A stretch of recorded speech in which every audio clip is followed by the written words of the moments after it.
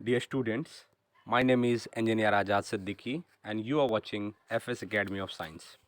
आज के इस वीडियो लेक्चर में हम बात करेंगे 2023 में बिहार बोर्ड ने जो फिजिक्स का पेपर दिया है उसको डिटेल में डिस्कशन करेंगे। ये वीडियो मैंने 2 तारीख को ही बना के सबसे पहले यूट्यूब पे अपलोड कर दिया था और कुछ 900 प्लस का व्यू आया था। वो बहुत अच्छा जा रहा था video, but I don't know why that video has been removed from the YouTube channel. So क्यों हो गया, कैसे हो गया, आई कुड नॉट फाइंड। तो बहुत सारे लड़के बोल रहे हैं कि सर एक बार और बना दीजिए, एग्ज़ाम आज ख़त्म हो रहा है तो अभी मिलाया नहीं गया है। तो डिटेल डिस्कशन इसमें देख लेंगे। वैसे हमारे फेसबुक पेज पे या एफएस एकेडमी ऑफ साइंस के फेसबुक पेज पे भी ये अपलोड किया गया है, लेकिन वीडियो नहीं है उसमें। 3 मिनट का 2 मिनट का है एक शॉर्ट वीडियो, उसमें सिर्फ टिक किया गया है।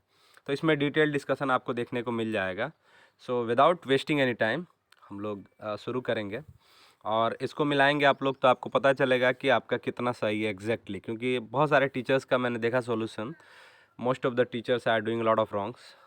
Some of them have 5 wrongs, some of them have 4 wrongs, लेकिन सही ऑलमोस्ट किसी का भी नहीं है। तो बहुत ध्यान से देखिएगा इस वीडियो को और मिलाएंगे कि कितना सही और कितना गलत है, डिटेल एक्सप्लेनेशन मिलेगा। तो पहले क्वेश्चन की तरफ बढ़ते हैं हम लोग।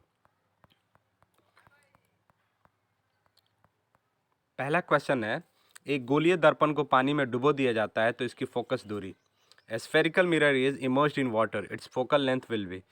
तो जो मिरर होता है ना, तो मिरर का जो फोकल लेंथ होता है वो एनवायरनमेंट पे डिपेंड नहीं करता। So what we are gonna write, focal length of any spherical mirror is independent of the environment. यानी जब डिपेंड ही नहीं करता तो क्या रहेगा, रिमेन सेम, कोई फ़र्क नहीं पड़ने वाला इसके फोकल लेंथ में, यानी समान रहेगी। यानी इसके फोकल लेंथ पे कोई फ़र्क नहीं पड़ेगा। आप रीज़न ये बोल सकते हैं कि एनवायरनमेंट पे डिपेंड नहीं करता। दूसरा, पूर्ण आंतरिक परावर्तन की स्थिति में परावर्तन गुणांक का मान होता है। The coefficient of reflection of total internal reflection will be. देखिए, पूर्ण आंतरिक यानी TIR होगा तो जितना जाएगा उतना आएगा, डैट मीन्स 1 हो जाएगा।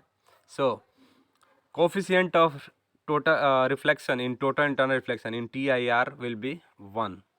क्योंकि पूर्ण जब आंतरिक परावर्तन होगा यानी टोटल इंटरनल रिफ्लेक्शन होगा तो जितनी रेज जाएंगी उतनी लौट के वापस आ जाएंगी, और पूर्ण होगा मतलब पूर्ण मतलब पूरा का पूरा वापस। तो इसका जो रिफ्लेक्शन कोफिशिएंट होगा या कोफिशिएंट ऑफ रिफ्लेक्शन होगा वो 1 हो जाएगा। आगे बढ़ेंगे। द नेक्स्ट क्वेश्चन इज, पार्थिव दूरदर्शी द्वारा अंतिम प्रतिबिंब होता है। The final image formed by a terrestrial telescope.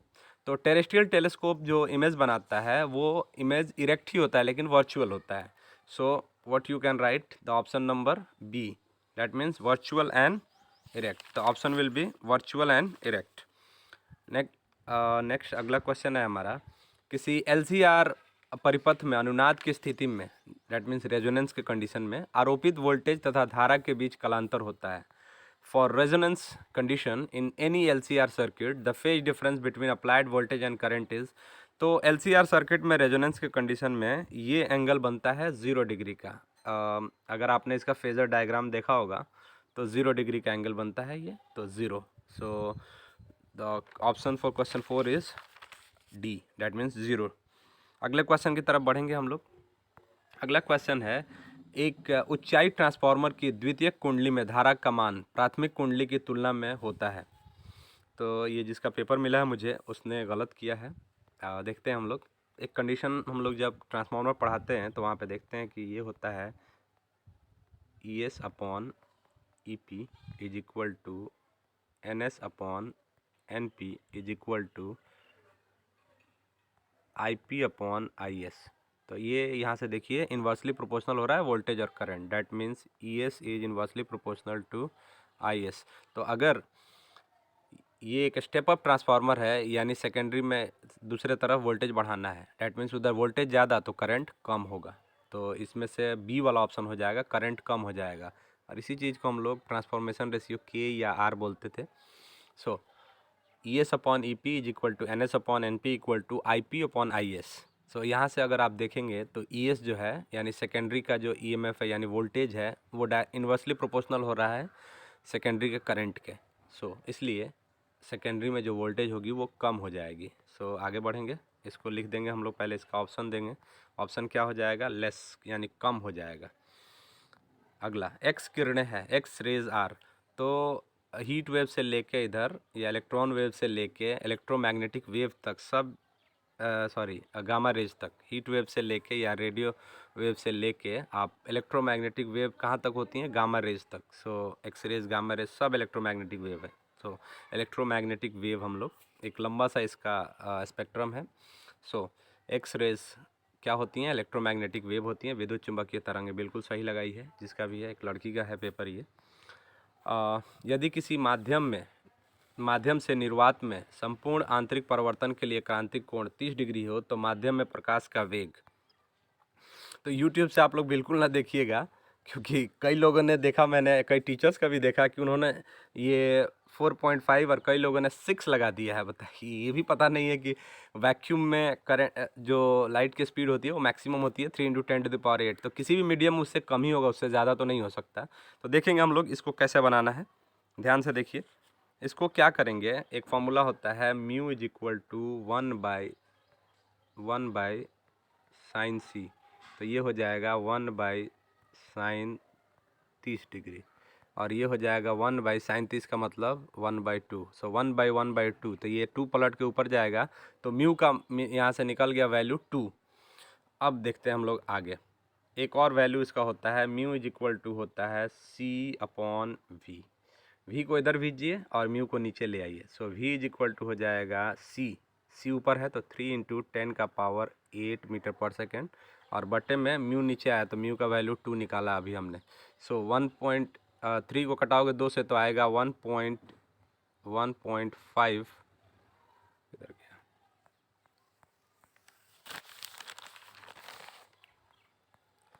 Time लगेगा, लेकिन एक एक चीज़ एकदम क्लियर कॉन्सेप्ट के साथ दिया जाएगा आपको।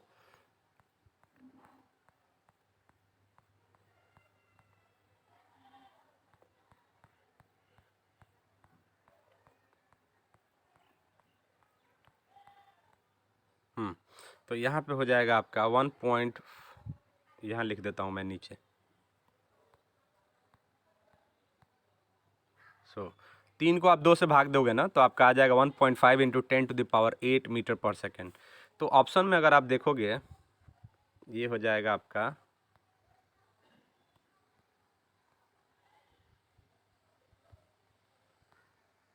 ये हो जाएगा 1.5 × 10⁸ मीटर पर सेकेंड।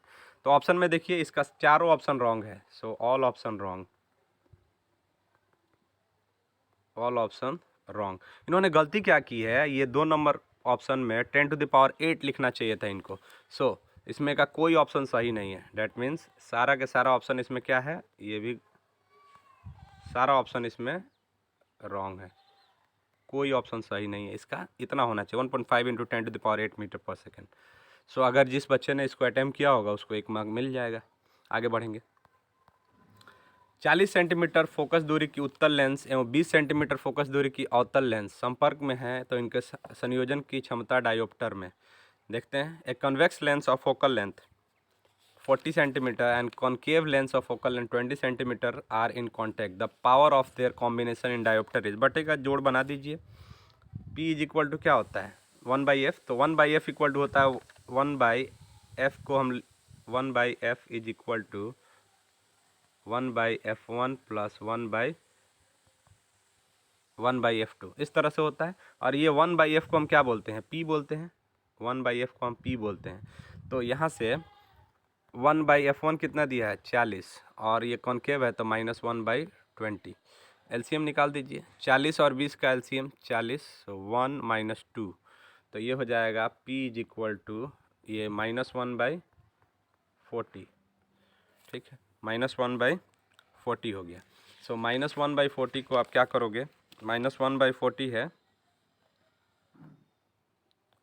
सो -1/40 है तो यहाँ पे आप ऊपर 100 लिख दीजिए, क्योंकि ये सेंटीमीटर में है तो ऊपर हो जाएगा -100 बाई नीचे हो जाएगा 40। तो 40 से 100 कटाइएगा तो कितना आ जाएगा, -2.5 आ गया। सो 40 में 100 से भाग दीजिएगा 2.5 और माइनस पहले है तो ये हो जाएगा 2.5, और माइनस में है तो -2.5। Option number B is the correct one. Okay. व्यक्तिकरण की घटना का कारण है the reason for phenomena of interference is path difference या फेज डिफरेंस। तो इसमें दिया है फेज डिफरेंस, तो फेज डिफरेंस वाला ऑप्शन करेक्ट हो जाएगा। फेज डिफरेंस सही बनाया है इस लड़की ने। ध्रुवित प्रकाश उत्पन्न करने के लिए किसको प्रयुक्त किया जाता है? Which is use to produce polarise light? Nicol prism को यूज़ किया जाता है। So Nicol prism is the right option. Okay, diode का, सो डायोड का ये प्रतीक किसका है, सिंबल? ये डायोड का ही है। जेनर रहता है तो इसको जो सीधा लाइन है उसको जेड जैसा बना दिया जाता है, तो दिस इज़ फॉर डायोड। सही लगाई है ऑप्शन। सो डायोड का ये सिंबल है। ट्रांजिस्टर के प्रवर्धन गुणांक की इकाई होती है। ट्रांजिस्टर के प्रवर्धन, amplification factor of transistor. Amplification factor दो करंट का रेशियो होता है, तो दो करंट का रेशियो ऊपर भी एम्पियर नीचे भी एम्पियर कट जाएगा तो इसका कोई यूनिट नहीं आएगा। So no unit, it doesn't have any unit, क्योंकि it's the ratio of two currents. तो ये दो करंट का रेशियो होता है, इसीलिए इसका कोई यूनिट नहीं होगा। निम्नलिखित में से कौन सा तर्क द्वार सार्वजनिक तर्क द्वार है? Which of the following logic gates is universal logic gate? So NAND gate को हम यूनिवर्सल लॉजिक गेट कहते हैं। So NAND gate is known as universal logic gate. So let's move on to the question number 14। UHF आवृत्ति की तरंगें प्रायः कैसे संचरित होती हैं? देखिए, तीन तरह से हम लोग इसको प्रोपेगेट कराते हैं। Waves of UHF frequency are generally transmitted as, तो ये ट्रांसमिशन तीन तरह का होता है। एक ग्राउंड वेव प्रोपेगेशन होता है, और एक होता है स्काई वेव, तीसरा होता है स्पेस वेव। तो अल्ट्रा हाई फ्रीक्वेंसी है तो ये स्पेस वेव के अंदर आ जाएगा। बिल्कुल सही आंसर लगाया गया है। एक रेडियो समस्थानिक जो बिस्मत दिया है 210 की अर्ध आयु 5 दिन है। 20 दिन के बाद लिए गए नाभिकों की आवंटित अंश होगा। इसको अगर तरीके से बनाया जाए, तो मैंने बनाया था, तरीके से सॉल्व किया था, तो ये आया था 1/15.84, यानी लगभग 1.1/16 के बराबर। तो डी वाला ऑप्शन होगा। लेकिन एक तरीका आप लोग शॉर्टकट अपना सकते हो, कैसे होगा देखिए।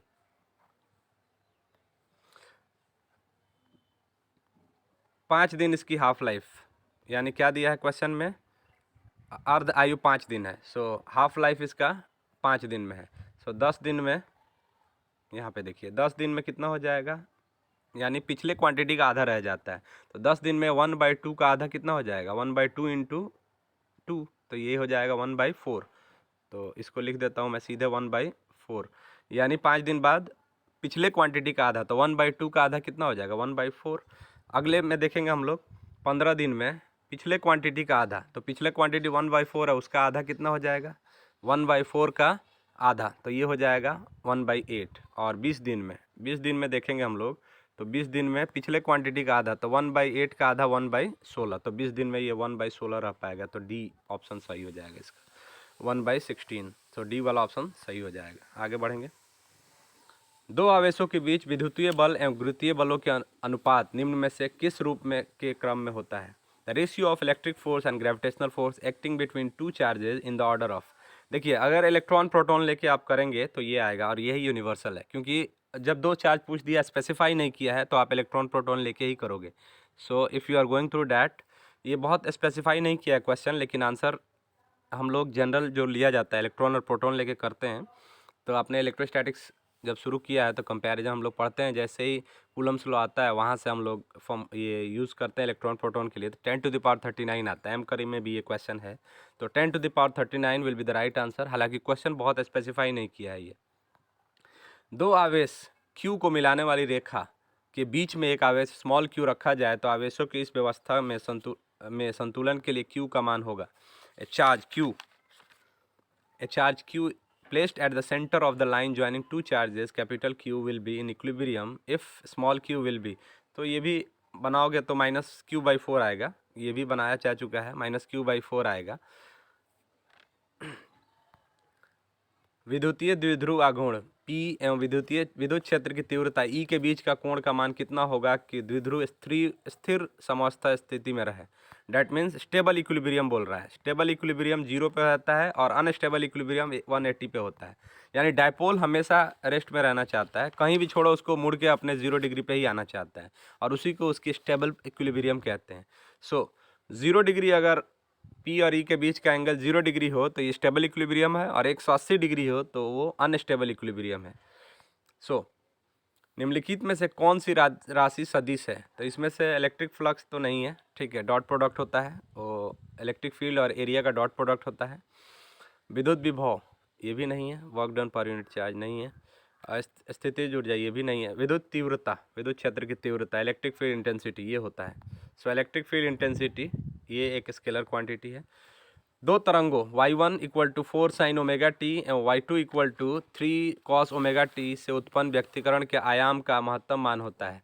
तो एम्पलीट्यूड का फॉर्मूला लगाइएगा ना, a1 square plus a2 square plus 2a1 a2 cos theta, तो यहाँ से कीजिएगा ना तो sine square omega T plus cos square omega T मिलकर 1 हो जाएगा। और यहाँ से 4 का स्क्वायर 16 और 3 का स्क्वायर 9, तो ये अंडर रूट में 25 आएगा, जिसको अंडर रूट से बाहर निकालिएगा तो 5 आ जाएगा। सो 5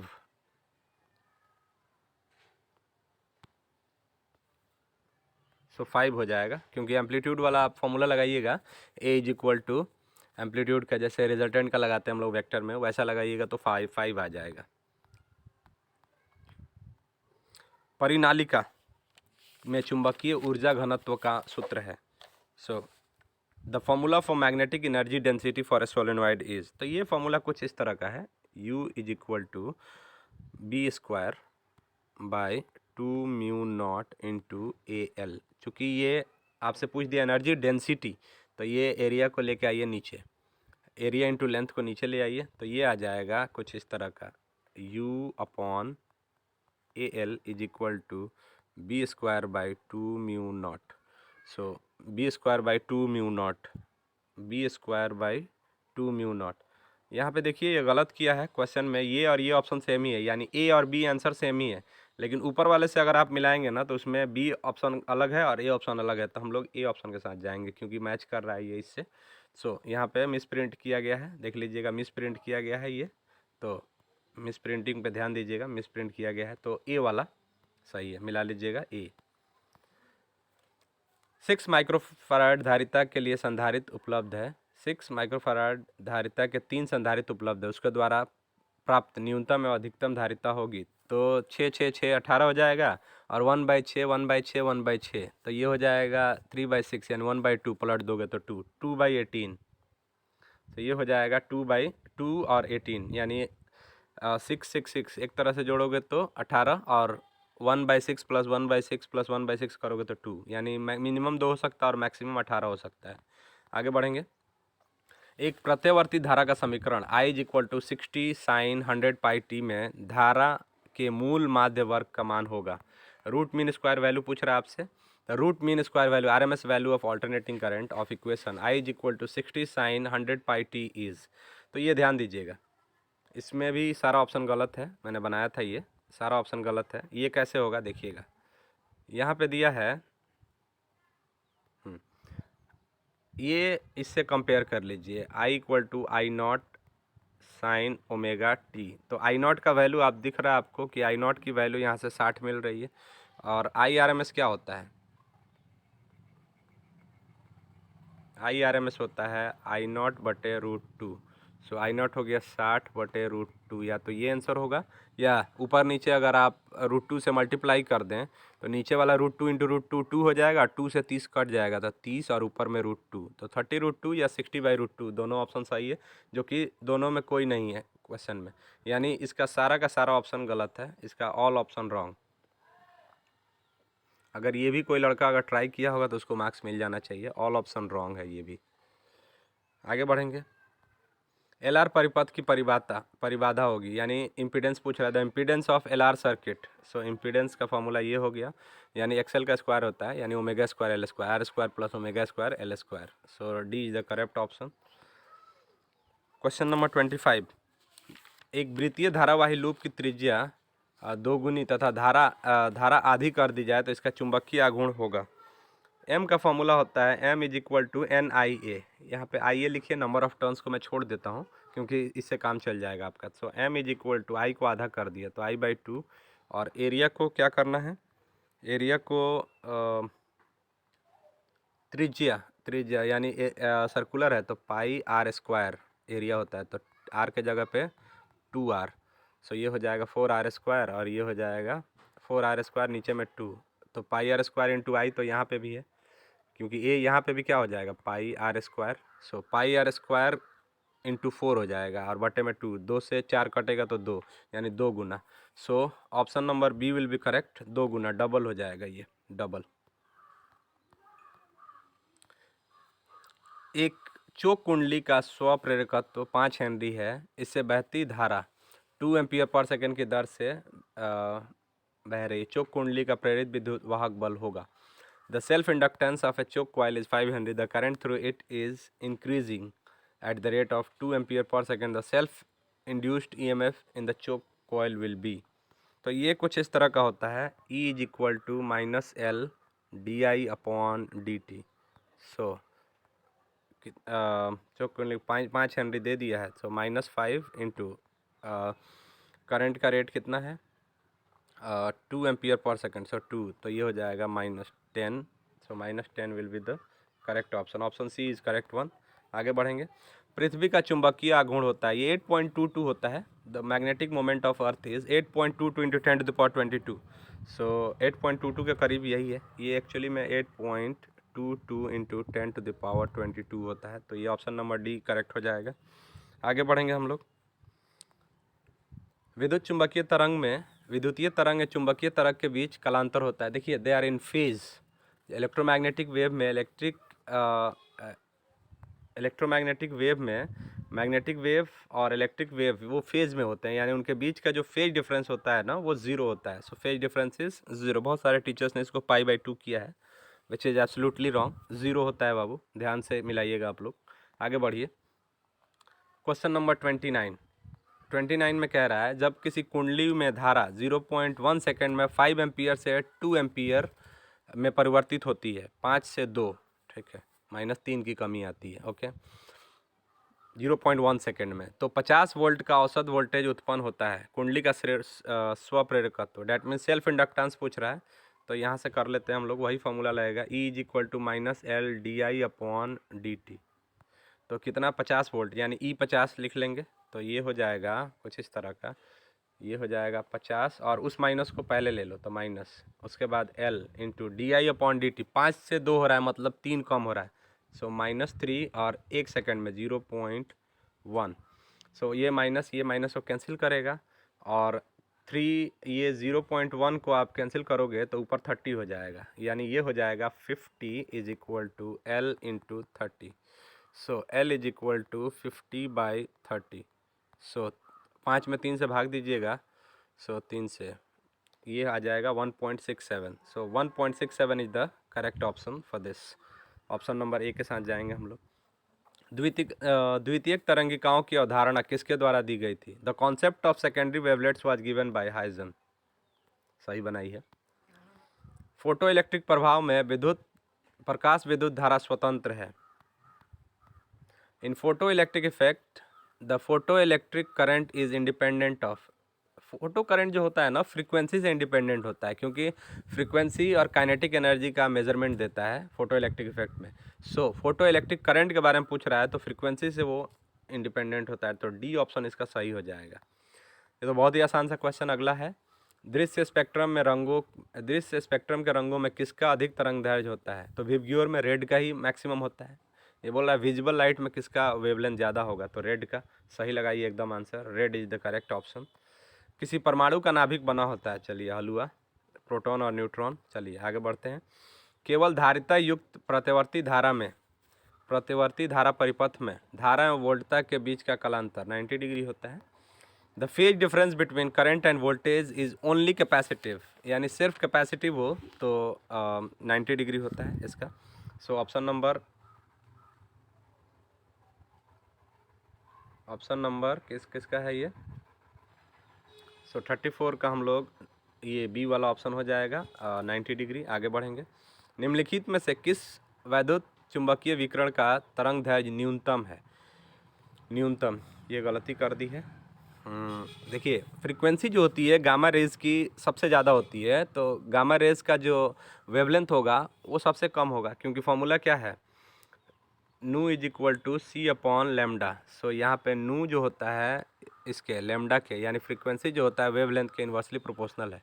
सो हम लोग डी वाला ऑप्शन के साथ जाएंगे, इसमें गलत कर दी है, सूक्ष्म तरंगे नहीं, गामा रेज होगा। आगे बढ़ेंगे। दो आवेशों के बीच लगने वाले बल को नियंत्रित करने वाले नियम को कहा जाता है? बहुत ही आसान सा question. The law governing the force acting between two electric charge is known as Coulomb's law. आगे बढ़ेंगे। विद्युत आवेश के कारण आर दूरी पर विद्युत विभव का मान, ये बहुत अच्छा लगा ही है, आर के व्युत्क्रमानुपाती, ये भी होता है के Q upon R. So V is inversely proportional to R. So R के व्युत्क्रमानुपाती यानी inversely proportional to R is the correct option. So option number B सही है।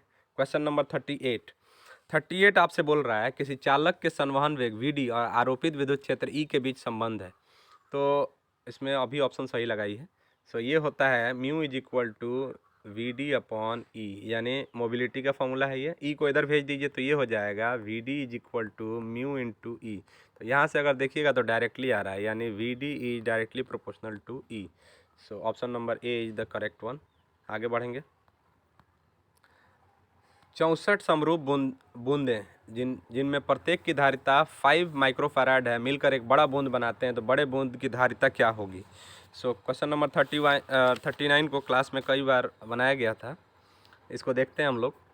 ये होता है जो 64 है ना, 64 का वॉल्यूम मिल के बड़े वाले का वॉल्यूम होगा। तो वॉल्यूम स्फेरिकल है, बूंद है तो स्फेरिकल, तो 4/3 पाई कैपिटल आर क्यू, ये वाला जो वॉल्यूम होगा ये 64 मिल के यानी 4/3 पाई स्मॉल आर क्यू के बराबर हो जाएगा। सो 4/3 और पाई, 4/3 पाई कैंसिल।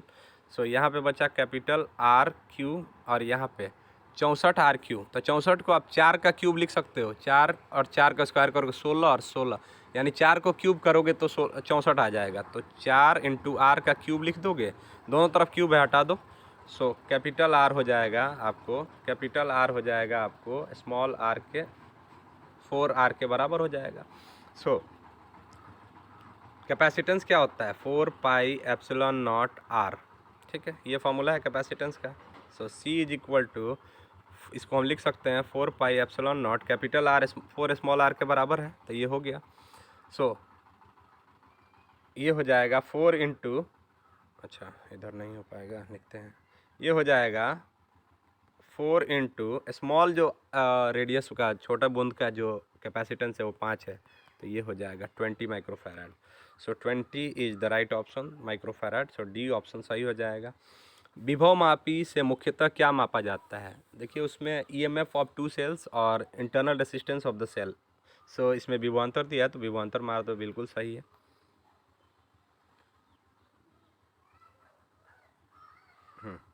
आगे बढ़ते हैं। अगर दो आवेशों के बीच की दूरी बढ़ाई जाती है तो उनकी वैद्युत स्थितिज ऊर्जा, ये बड़ा कॉन्सेप्चुअल क्वेश्चन है और बहुत कम लड़कों ने इसको सही बनाया होगा। देखिए पोटेंशियल एनर्जी का फॉर्मूला होता है के Q1 Q2 अपॉन आर। ठीक है, अब आपसे बोल रहा है कि दो आवेशों के बीच की दूरी बढ़ा दी जाए यानी आर बढ़ा दिया जाए तो उसकी वैद्युत स्थितिज ऊर्जा, तो बहुत लोगों ने बोला है कि घटती है। नहीं, देखिएगा बहुत ध्यान से सोचिए कि अगर पोटेंशियल एनर्जी नेगेटिव भी हो सकता है और पॉजिटिव भी हो सकता है, तो दोनों केस में अलग हो सकता है, यानी बढ़ भी सकता है और घट भी सकता है, क्योंकि Q1 Q2 पॉजिटिव भी हो सकता है और निगेटिव भी हो सकता है। तो चांसेस क्या है कि अगर आप दूरी बढ़ाओगे तो बढ़ भी सकता है और घट भी सकता है। क्यों? क्योंकि Q1 Q2 पॉजिटिव और निगेटिव दोनों हो सकता है। फोर्स नहीं है कि हमेशा Q1 Q2 का मैग्नीट्यूड लिया जाएगा। फोर्स में क्या लिया जाता है, F इज इक्वल टू के Q1 Q2 by are square. तो वहाँ पे जो Q1 Q2 लिया जाता है ना, वो Q1 Q2 मैग्नीट्यूड बताता है, लेकिन यहाँ पे निगेटिव के साइन के साथ लेते हैं पोटेंशियल एनर्जी में। सो इसका ऑप्शन सही ऑप्शन होगा ऑप्शन नंबर सी। बहुत कम लड़कों का सही हुआ होगा ये, थोड़ा सा जो जिसने बहुत अच्छा कॉन्सेप्ट लिया होगा उसका सही होगा। आगे बढ़ते हैं। अगला क्वेश्चन तो बिल्कुल सही लगाई है। अगला क्वेश्चन है, दो प्रतिरोधों R एवं 2R को एक विद्युतीय परिपथ में श्रेणी क्रम में जोड़ा जाता है। R तथा 2R में उत्पन्न ऊष्मीय ऊर्जा का अनुपात होगा। देखिए H equal to I square R T होता है। ठीक है, तो यहाँ पे R की बात हो रही है खाली, तो H1 equal to I square R, I square T से तो कोई मतलब है नहीं, सिर्फ R की बात हो रही है। R का रेशियो दिया है तो H1 ऊपर R दिया है और H2 नीचे क्या दिया है, 2R दिया है। तो R से R कट जाएगा तो सीधे 1/2, क्योंकि आई स्क्वायर टी से तो कोई मतलब था नहीं। H equal to I square R T लगाओगे तो आ जाएगा। तो option number A is the correct one, 1:2। So option number 1 सही हो गया। क्वेश्चन नंबर कितना है ये, 42। तो क्वेश्चन नंबर 42 का पहला ऑप्शन सही है बिल्कुल। 43 में आते हैं। तो 43 में देखिए इधर जो आपका फॉर्मूला होता है F is equal to 1/4πε0 Q1 Q2/r²। तो वहाँ से एप्सिलॉन नॉट को इधर भेज दो तो ये हो जाएगा 1/4π और यहाँ पे एफ को इधर भेजोगे, एप्सिलॉन नॉट को यहाँ भेजोगे तो फिर से फॉर्मूला वही आ गया। ऊपर है Q1 Q2 और नीचे है r²। तो ऊपर हो गया Q1 Q2 मतलब कूलम स्क्वायर, और बटे में फोर्स है मतलब न्यूटन, और r² है मतलब मीटर स्क्वायर। कूलम स्क्वायर पर न्यूटन पर metre square. So coulomb square पर न्यूटन पर metre square, D option correct है आपका। आगे बढ़ेंगे। आवेशित संधारित्र पर कुल आवेश होता है, गलत मार दी है ये भी। आवेशित संधारित्र जब चार्ज होता है ना, तो एक तरफ पॉजिटिव होता है एक तरफ नेगेटिव, यानी कुल हो जाता है 0। चालक के अंदर इलेक्ट्रॉन की गति होती है, ये भी क्वेश्चन क्लियर नहीं किया है। अगर करंट कैरिंग कंडक्टर हो गया तब तो ड्रिफ्टिंग, लेकिन करंट कैरिंग कंडक्टर हो गया तब तो ड्रिफ्टिंग सही है। लेकिन अगर इसमें स्पेसिफाई नहीं किया है कि करंट कैरिंग कंडक्टर है कि सिर्फ कंडक्टर, कंडक्टर में इलेक्ट्रॉन रैंडमली एक्सेलरेट करते रहते हैं इधर से उधर, उनकी टोटल वेलोसिटी ली जाती है जब, तो वो जब इलेक्ट्रिक फील्ड हम लोग बाहर से लगाते हैं तो ड्रिफ्टिंग, यानी ड्रिफ्टिंग की वजह से इलेक्ट्रिक करंट बनता है।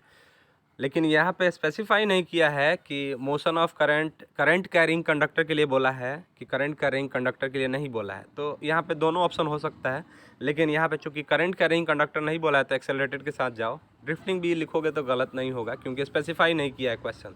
सो एक्सेलरेटेड या drifting both can be right. लिख दे रहा हूँ मैं, accelerated and drifting both can be correct. इस बार थोड़ा सा ऑब्जेक्टिव का लेवल ऊपर किया है, अच्छी बात है, थोड़ा लड़के पढ़ेंगे कॉन्सेप्ट के साथ। वायु में स्थित स्थिर इकाई धन आवेश से निकलने वाली संपूर्ण विद्युत फ्लक्स का मान होता है the total electric flux coming out of stationary unit positive charge in air is. इसका क्या मारी है देखिए, तो ये तो होता है सीधे phi is equal to Q upon epsilon naught. अब क्यू को बोल रहा है unit positive charge, that means Q के जगह पे 1 दे दिया, 1 अपॉन एप्सिलॉन नॉट, और एप्सिलॉन नॉट को ऊपर ले जाओगे तो एप्सिलॉन नॉट का इन्वर्स बन जाएगा। तो एप्सिलॉन नॉट का inverse, option number B correct है। ऑप्शन नंबर बी करेक्ट है, एप्सिलॉन नॉट का इन्वर्स, ठीक है। क्योंकि यहाँ पे क्यू का मान यूनिट पॉजिटिव चार्ज बोल दिया मतलब 1 दे दिया है। सो 1/एप्सिलॉन नॉट को हम एप्सिलॉन नॉट का इन्वर्स बोल सकते हैं। प्रति इकाई आवेश पर लगने वाले बल को, यानी E इज इक्वल टू प्रति इकाई आवेश पर लगने वाले बल को E equal to F upon Q। विद्युत क्षेत्र, बेहतरीन मारी है। चलिए, विद्युत क्षेत्र आवेश का परमाणुकरण दर्शाता है कि quantization of charge indicates that charge which is fraction of charge on an electron is not possible, A charge can not be destroyed, charge exist on particle. So quantization क्या कहता है कि फ्रैक्शन वाला चार्ज पॉसिबल नहीं है, यानी plus minus N E, Q is equal to plus minus N E वाला formula लगाओगे तो ये जो एन है ना हमेशा इंटीजर होना चाहिए, it can not be fraction. So option number A is the correct option. विद्युत क्षेत्र रेखाओं की जानकारी प्राप्त होती, विद्युत क्षेत्र रेखाओं से जानकारी प्राप्त होती है। तो देखिए, इलेक्ट्रिक फील्ड लाइंस किसी पॉइंट पे टेंजेंट बना दोगे तो डायरेक्शन दिखाएंगी, और ज़्यादा इलेक्ट्रिक फील्ड लाइंस स्ट्रेंथ भी दिखाती हैं, और इलेक्ट्रिक फील्ड लाइन से तुमको नेचर भी दिखेगा। निगेटिव होगा तो अंदर आता हुआ होगा, पॉजिटिव होगा तो बाहर जाता हुआ होगा। So all of this is the correct option. So D is the correct option, all of this. Nickel है, निकेल फेरोमैग्नेटिक है। चुंबकीय यामुयोत्तर और भौगोलिक यामुयोत्तर के बीच का कोण कहलाता है, ये तो गलत मार दी है। ये होता है दिक्पात, यानी angle of declination. The angle between magnetic Meridian and geographic Meridian is called angle of declination, ये डिक्लिनेशन। चलिए आगे बढ़ते हैं, या दिक्पात कहते हैं हिंदी में। इसमें भी सिर्फ बाटा का जोड़ बना देना है आपको। एक उभय उत्तल लेंस में प्रत्येक तल की वक्रता त्रिज्या 20 सेंटीमीटर है और लेंस का पदार्थ का अपवर्तनांक 1.5 है, तो लेंस की फोकस दूरी, सो ये ऐसे बना लीजिए, लेंस की फोकस दूरी 1/f इज इक्वल टू, बोल रहा है म्यू माइनस 1 होता है, तो म्यू 1.5, तो 1.5 माइनस 1 इंटू 1/r1 दिया है 20 सेंटीमीटर, और माइनस 1/, तो ये वाला -20 हो जाएगा, तो 1/-20, ये माइनस माइनस मिल के क्या हो जाएगा प्लस, तो ये माइनस माइनस मिल के प्लस हो जाएगा। सो ये हो जाएगा 2/20। सो 2/20 मतलब 1/10, और इधर से 0.5, तो 0.5 इंटू ये हो जाएगा 2/20 मतलब 1/10, 1/10, ठीक है, यानी 5/100। तो ये हो जाएगा 5 इसको 0.5 को 5 लिखोगे तो नीचे 10 आएगा, नीचे 10 पहले से है तो 5/100 यानी 1/f आ गया 5/100। पलट दोगे तो 100/5 यानी 5 आया। 5 से 100 कटाओगे तो 20 आएगा। सो पलट दोगे यहाँ पे तो क्या हो जाएगा, f इज इक्वल टू 100/5 यानी 5 से 100 कटाओगे तो 20 centimetre. So 20 centimetre is the correct option. So option number C is the correct one. So option number C हो गया 20 सेंटीमीटर। एक ही तरंग दैर्ध्य के इलेक्ट्रॉन तथा फोटोन की कौन सी भौतिक राशि समान होती है? For the same wavelength of electron and photon which physical quantity will be same? P is equal to H upon lambda, momentum वाला। So momentum C. नाभिकीय रिएक्टर मंदक का कार्य होता है, बहुत ही आसान सा क्वेश्चन है। To slow down the fast moving neutrons, neutron की गति को मंद करना। सही लगाइए बिल्कुल, न्यूट्रॉन की गति का slow the speed of neutron. आगे बढ़ते हैं। पी प्रकार के अर्धचालकों के लिए अशुद्ध तत्व के रूप में उपयोग किया जाता है। देखिए एन टाइप में हम पेंटावैलेंट यूज करते हैं और पी टाइप में हम ट्राईवैलेंट। तो ट्राईवैलेंट का एग्जांपल होता है एल्युमिनियम, बोरोन, इंडियम एट्सेट्रा। सो यहाँ पे बोरोन है तो बोरोन मार दो, बिल्कुल सही मारी है, boron is the correct option. So आगे बढ़ेंगे। डायोड का उपयोग किया जाता है। देखिए डायोड का बिल्कुल सही मारी है, दिष्टकारी की तरफ। रेक्टिफायर आपने पढ़ा होगा, half wave rectifier, full wave rectifier. So diode is used as rectifier, so दिष्टकारी की तरह। और ये आपके लॉन्ग क्वेश्चन में पूछा गया है, ये क्वेश्चन लॉन्ग क्वेश्चन में भी है। So diode is used as rectifier. आगे बढ़ते हैं हम लोग। जब प्रकाश स्रोत और पर्दे के बीच की दूरी बढ़ा दिया जाए तो फ्रिंज की चौड़ाई, when the distance between source of light and screen is increased then, तो ये होता है कुछ ऐसे, W is equal to lambda capital D upon small D. So ये कैपिटल D होता है ये वाला डिस्टेंस, तो W जो है कैपिटल D के डायरेक्टली प्रोपोर्शनल है, मतलब D बढ़ाओगे तो W भी बढ़ जाएगा। सो option number A is the correct option. आगे बढ़ते हैं क्वेश्चन नंबर 58 की तरफ। 57 हो गया, क्वेश्चन नंबर 58 की तरफ। तो 58 क्या है? 58 रेडियो सक्रियता का मात्रक है। तो देखिए बेकुरल होता है इसका एसआई यूनिट, हालांकि क्यूरी और रदरफोर्ड भी इसके मात्रक होते हैं। सो क्यूरी दिया हुआ है ऑप्शन में तो क्यूरी मार दीजिए। आगे बढ़ जाते हैं। निम्नलिखित में से किसकी वेधन क्षमता सबसे अधिक होती है? ये भी गलत मार दी है, गामा रेज। यानी पेनेट्रेटिंग पावर सबसे ज़्यादा गामा रेज की होती है, कैथोड रेज की नहीं। पेनेट्रेटिंग पावर गामा रेज की सबसे ज़्यादा होती है। So option number 50, question number 59 का ऑप्शन हो जाएगा आपका सी, गामा रेज। टीवी प्रसारण के लिए किस आवृत्ति प्रकाश का उपयोग होता है? कई बार अपने यूट्यूब पे जो हम लोग क्वेश्चन कर रहे थे उसमें कई बार आया है ये। सो मेगा हर्ट्ज में रहेगा, तो एक ही ऑप्शन है मेगा हर्ट्ज वाला, 30 megahertz to 300 megahertz. आगे बढ़ेंगे। किसी भी प्रिज्म की बाण विक्षेपण क्षमता निर्भर करती है मटेरियल ऑफ प्रिज्म पे। So nature of material of prism, इस पे इसमें से निकल जाता है एंगल ऑफ प्रिज्म। लेजर क्रिया के लिए आवश्यक है, ये आपके मॉडल पेपर में से रिपीट कर दिया है, नंबर इन्वर्जन, संख्या परिवर्तन पे। प्रकाश अनुप्रस्थ तरंग है क्योंकि यह प्रदर्शित करता है पोलराइजेशन, ध्रुवण। बिल्कुल सही बताई है, पोलराइजेशन। ओके आगे बढ़ेंगे। 25 का द्विआधारी समतुल्य है। 25 का 1 2 4 1 2 4 8 16। तो 16 के नीचे एक रख दो, 16 हो गया। 8 के नीचे एक रख दो, 16 8 24, और एक के नीचे एक रख दो, 25। बीच वाला बच गया, 0 0 लगा दो, 1 1 0 0 1। सो 1 1 0 0 1 इज द करेक्ट ऑप्शन, बिल्कुल सही मारी है। Question number 65।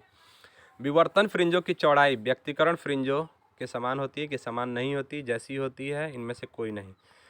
The width of difference fringes is dot dot to the width of interference fringes. देखिए इंटरफेरेंस फ्रिंजेज तो सेम होती है, लेकिन डिफ्रैक्शन फ्रिंजेज जो होती हैं उनमें एक सेंट्रल मैक्सिमम बनता है, यानी छोटी। ये दोनों का देखा जाए तो अनइक्वल होगा, सो अनइक्वल। आगे बढ़ जाएंगे।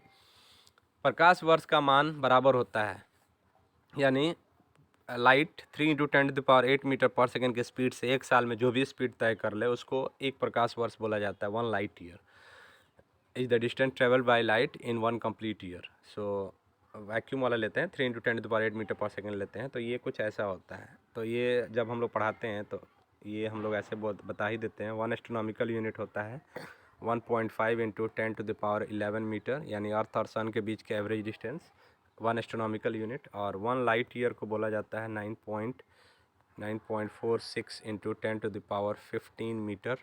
और एक और पढ़ाया जाता है जो ये होता है कुछ इस तरह का 1 पारसेक, ये होता है कुछ 3.01 इंटू 10⁻16 मीटर। ये तीनों पढ़ाया जाता है 11th में, जब हम लोग यूनिट एंड डायमेंशन करते हैं उसमें मैं पढ़ाता हूँ।